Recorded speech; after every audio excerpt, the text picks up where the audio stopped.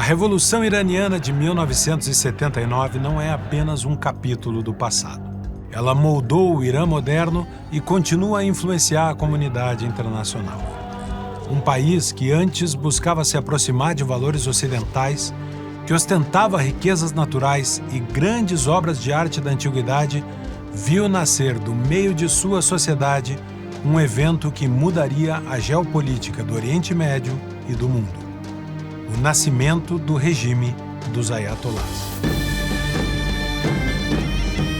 Líderes islâmicos xiitas passaram a ditar as leis do país, criaram uma sociedade baseada na Sharia e se aliaram às grandes potências do Oriente, como a Rússia e a China. Em um ano, o governo e a cultura de um país rico e apoiado pela maior potência militar da época teve uma mudança de 180 graus. Décadas depois, o evento de 1979 criou o país que está no centro de um dos maiores conflitos militares contemporâneos. Conheça agora a história da Revolução Iraniana.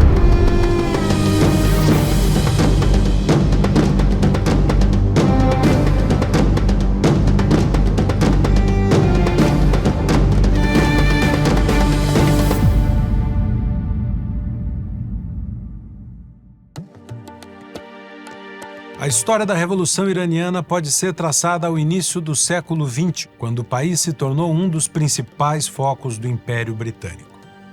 Imagine um país onde a riqueza jorra da terra, mas não chega às mãos de seu povo. Essa foi a realidade de grande parte da população do Império Persa, como era chamado o atual Irã. Em 1901, o britânico William Darcy assinou um acordo com o Shah Mozaffar al-Din Qajar. Por 20 mil libras e 16% dos lucros futuros, os britânicos ganharam o direito de explorar o petróleo iraniano por 60 anos. Assim nasceu a Anglo-Persian Oil Company, mais tarde British Petroleum. Em 1908, a descoberta de vastas jazidas em Majed Soleiman transformou o Irã em um pilar da economia britânica. O petróleo abastecia os britânicos e trazia muito dinheiro. 84% dos lucros do petróleo iraniano ficavam com os ingleses. Trabalhadores iranianos em campos como Abadan ganhavam uns 50 centavos de dólar por dia, vivendo em barracos sem água potável, enquanto os gerentes britânicos desfrutavam de clubes privados com piscinas e jardins. A população estava profundamente descontente.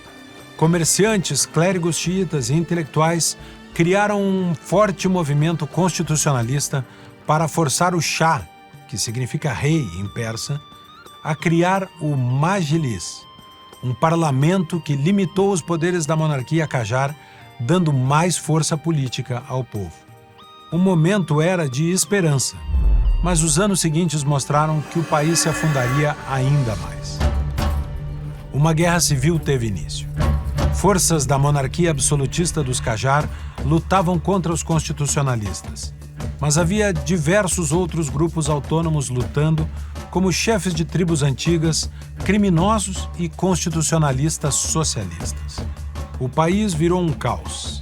Nesse momento, um dos grupos saiu vencedor e colocou fim à guerra civil: o grupo dos militares. Um novo chefe ascendeu, o militar Reza Shah Pahlavi, posteriormente coroado como Shah. Seu governo buscava modernizar e organizar o país, reduzindo a influência da Inglaterra e da União Soviética. Para isso, Pahlavi se aproximou da Alemanha. Engenheiros, técnicos e empresas alemãs começaram a ganhar forte presença no país, ajudando no processo de industrialização. Mas o que parecia estar indo bem para o Irã se tornou o motivo do fim do novo governo. Mesmo se declarando neutro e não exercendo nenhuma atividade militar na Segunda Guerra Mundial, o Irã foi invadido em duas frentes coordenadas pela Inglaterra e pela União Soviética em 1941. O ato foi motivado pela preocupação do Irã dar um passo a mais em sua aliança com a Alemanha nazista e se transformar em mais uma frente de guerra, prejudicando a contraofensiva no leste europeu. A localização do Irã também era ideal para os aliados mandarem suprimentos para a União Soviética conseguir combater os nazistas. Em uma semana, os aliados dominaram o Irã e retiraram o governo, enfrentando pouca resistência militar. Foi nesse momento que a história dos Estados Unidos da América se cruzou com a do Irã. Os Estados Unidos apoiaram a ocupação, enviando assessores militares e ajuda econômica. A partir desse momento, diversas empresas americanas passaram a se instalar no Irã, como a Mobil e a Texaco.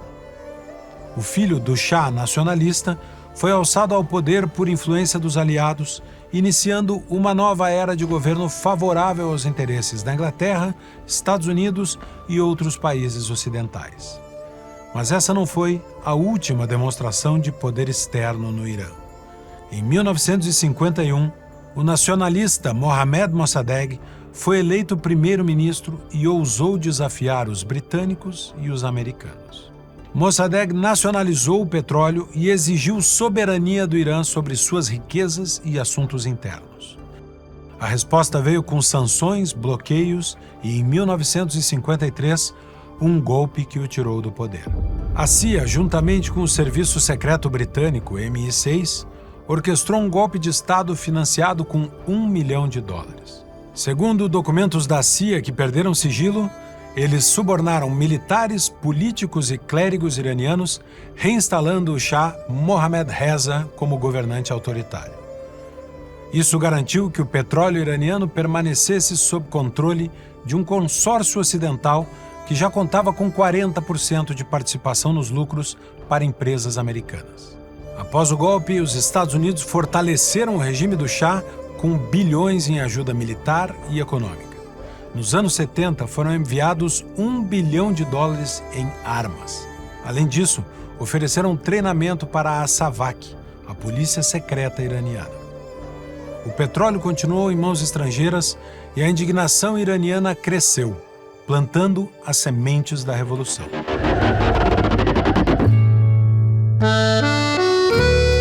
Sob o governo monárquico do Shah Reza Pahlavi, que já durava quase 2 décadas, cidades como Teherã se destacavam devido aos seus elementos culturais semelhantes à modernidade ocidental nos anos 70.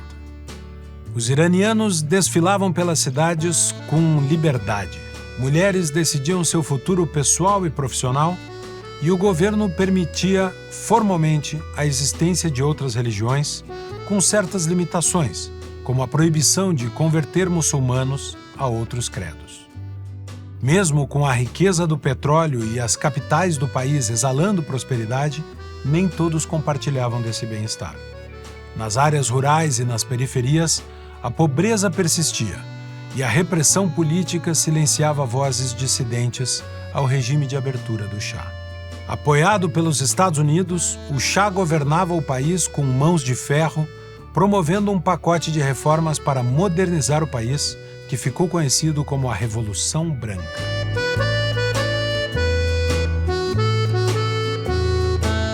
Mas a cada ano em que a Revolução Branca era imposta, certos segmentos da população sentiam cada vez mais que suas tradições religiosas e culturais estavam sendo atacadas. Enquanto o Shah brindava com líderes ocidentais, uma tempestade crescia nas ruas. Em meio ao descontentamento, uma voz ecoou do exílio. Ruhollah Khomeini, um ayatolá, título xiita que significa sinal de Deus, dado a clérigos de alta autoridade religiosa, falava da França. Seus sermões, gravados em fitas cassete, circulavam secretamente pelo Irã, inflamando corações com mensagens de Sharia e revolução política, se opondo veementemente ao Shah. Em 1978, o clima no Irã era de profunda divisão. Para tentar controlar o movimento revolucionário, o Shah utiliza com frequência sua polícia secreta, a SAVAK. Devido a casos de torturas e assassinatos, a SAVAK era temida e tida como uma agência de espionagem infiltrada em vários meios diferentes da sociedade iraniana. Esse clima de tensão provocou manifestações pacíficas. Estudantes clamavam por liberdade. Comerciantes protestavam contra o inchaço estatal. Os pobres exigiam oportunidades e clérigos xiitas demandavam a Sharia, a implementação da lei islâmica nas leis civis do país. Nas ruas de Teherã, essas vozes díspares se uniam contra o Shah, buscando um novo país. Na manhã de 8 de setembro de 1978, milhares se reuniram na Praça Jalé, no coração de Teherã, para uma manifestação que pretendia ser pacífica. O Ramadã, tempo de jejum e oração no Islã que relembra o início das ações religiosas de Maomé, tinha acabado há pouco tempo. E o ato ocorreu em uma sexta-feira, o dia mais importante para os muçulmanos, que exige uma oração coletiva. Inspirados pelas palavras do Ayatollah Khomeini, cujos sermões clandestinos ecoavam em mesquitas e casas, homens, mulheres e até crianças marcharam para o centro de Teherã, capital do Irã. Era possível ver cartazes com slogans como Independência, Liberdade, República Islâmica. A tensão pairava no ar, especialmente para o governo do Shah. A lei marcial havia sido declarada na véspera dos protestos, proibindo reuniões públicas. Ainda assim, a multidão se recusava a ceder. A manifestação, inicialmente pacífica, começou a mudar de tom. Tropas do exército, posicionadas ao redor da Praça Jalé, observavam a multidão com fuzis em punho. Helicópteros sobrevoavam a área e tanques bloqueavam as ruas próximas. A grande movimentação era uma afronta direta ao Shah e poderia significar o fim de seu regime. Os militares, capitaneados pelo chefe militar de Teherã, Gholam Ali Oveizi, ordenaram a multidão para dispersar, mas a ordem foi ignorada. Por volta do meio-dia, o som de disparos ecoou pela praça. Tropas abriram fogo e o caos se instalou. Pessoas corriam em pânico enquanto outras caíam atingidas por balas. O chão da Praça Jalé ficou manchado de sangue.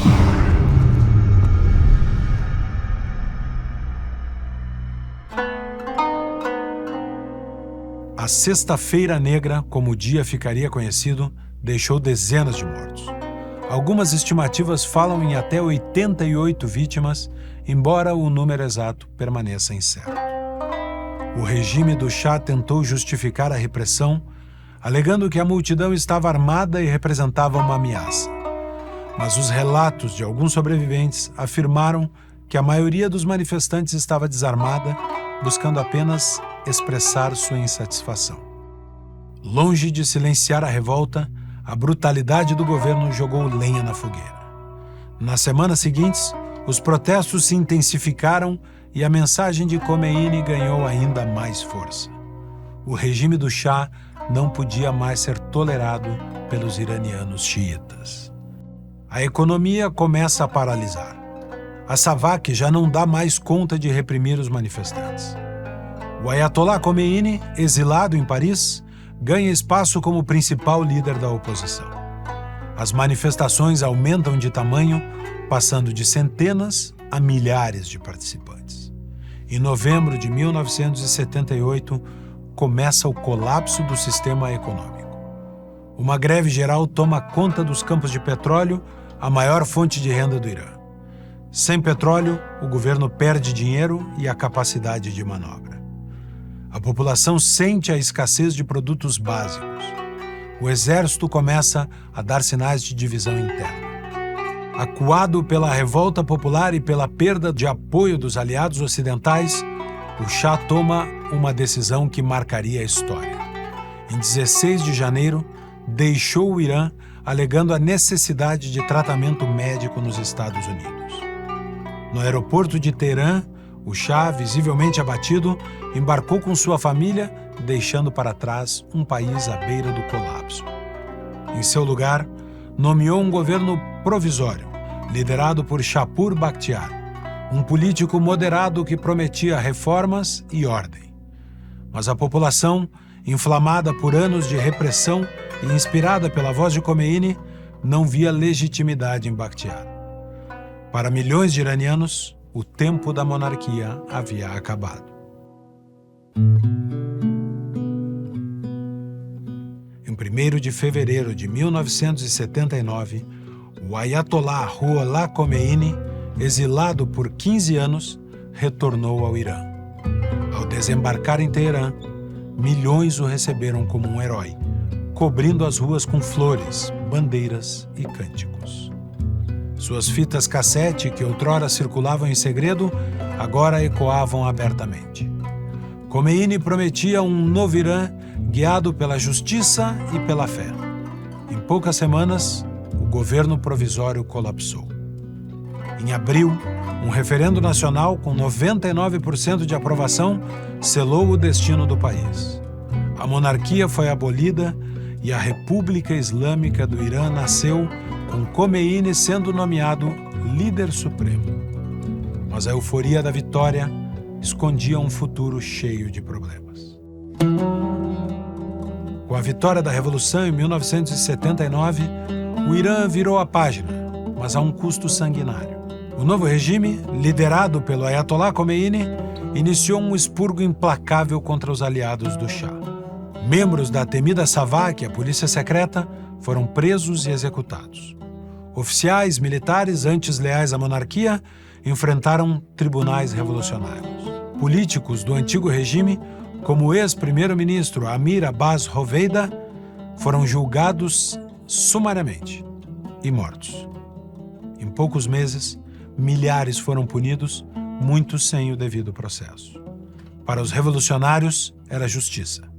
Para os outros, uma vingança que dividiu ainda mais o país. A Revolução Iraniana deu à luz um regime teocrático xiita, com Khomeini como líder supremo, unindo religião e política. Mas a unidade dos revolucionários ruiu. Grupos laicos que marcharam contra o Shah foram marginalizados e perseguidos pelo novo regime. Socialistas, liberais e até muçulmanos moderados enfrentaram prisões ou o exílio. A repressão religiosa cresceu. O véu tornou-se obrigatório e as leis islâmicas redefiniram a vida cotidiana. No mesmo ano em que o Ayatollah se torna o líder supremo do Irã, um conflito geraria a ruptura completa com os Estados Unidos da América. A crise dos reféns. Em meados de 1979, a Revolução Iraniana estava consolidada, mas a ira contra o passado persistia. O Shah Reza Pahlavi, deposto e exilado, fugiu primeiro para o Egito, depois para o México e em 22 de outubro se estabeleceu nos Estados Unidos para tratar o câncer que crescia em seus pulmões. O novo regime iraniano, sob o Ayatollah Khomeini, exigiu sua extradição para julgá-lo por crimes contra o povo, mas os Estados Unidos negaram as ordens do novo regime. Para os iranianos, era uma afronta. O maior aliado do Shah, os Estados Unidos, recusou entregá-lo. Em Teherã, a revolta crescia. Estudantes inflamados pela retórica anti-americana de Khomeini viam a embaixada dos Estados Unidos como um símbolo da opressão. Sermões em mesquitas e protestos nas ruas ecoavam um grito uníssono: morte à América. A tensão atingia o ponto de ruptura. Em 4 de novembro de 1979, a ira explodiu. Centenas de estudantes, apoiadores fervorosos de Khomeini, escalaram os muros da embaixada americana em Teherã, gritando por justiça. Em minutos, o prédio foi tomado. 52 diplomatas e funcionários foram feitos reféns, vendados e humilhados perante câmeras. Os manifestantes exigiam a extradição do Shah, chamando a embaixada de ninho de espiões. O governo de Khomeini, inicialmente hesitante, abraçou a crise, transformando-a em um símbolo de resistência ao Ocidente. Durante 444 dias, os reféns enfrentariam interrogatórios e medo, enquanto o Irã e os Estados Unidos entravam em um impasse histórico. Após muita pressão, o sequestro terminou com a assinatura dos Acordos de Argel em 1981, que que libertou os americanos e deu garantias de não interferência dos Estados Unidos no regime iraniano. A história marcou os Estados Unidos dos anos 80, sendo narrada no filme Argo, protagonizado por Ben Affleck. A crise dos reféns não apenas destruiu as relações entre os dois países, mas colocou o Irã como um desafio global, um eco que ressoa até hoje.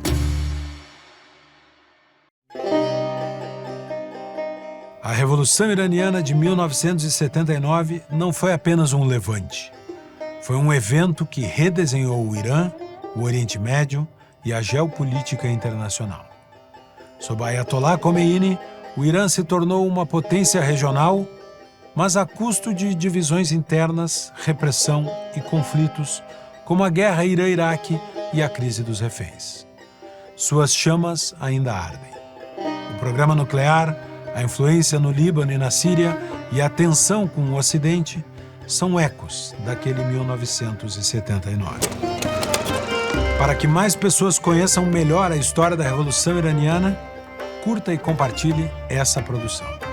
Para entender mais sobre os conflitos Irã e Israel, convidamos você a assistir From the River to the Sea.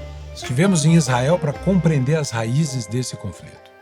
Também visitamos outros países e entrevistamos especialistas do mundo inteiro para produzir documentários que ajudam a entender os assuntos que influenciam a sua vida, o Brasil e o mundo. E para você que acompanha esse especial no YouTube, liberamos uma condição exclusiva: o acesso ao plano mensal da Brasil Paralelo. Você terá em mãos mais de 100 produções originais que pautaram o debate nacional, como O Brasil, a Última Cruzada, a série que resgatou a nossa verdadeira história e reconectou milhões de brasileiros com as suas raízes. Você também terá acesso a um catálogo de obras premiadas com a nossa curadoria, reunindo filmes como A Vida dos Outros, que retrata a vigilância do Estado sobre o indivíduo, e o suspense premiado Incêndios.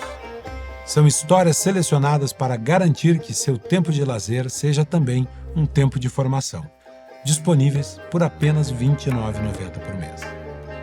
Para que você não tenha dúvida se vale a pena ou não assinar, ao ativar sua conta hoje você recebe 30 dias gratuitos do Teller, nosso aplicativo de audiolivros com obras escolhidas a dedo.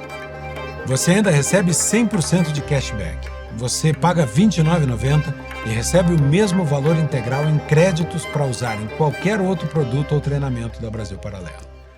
Clique no link desse vídeo ou aponte o seu celular para o QR Code na tela e ative todos os seus bônus agora.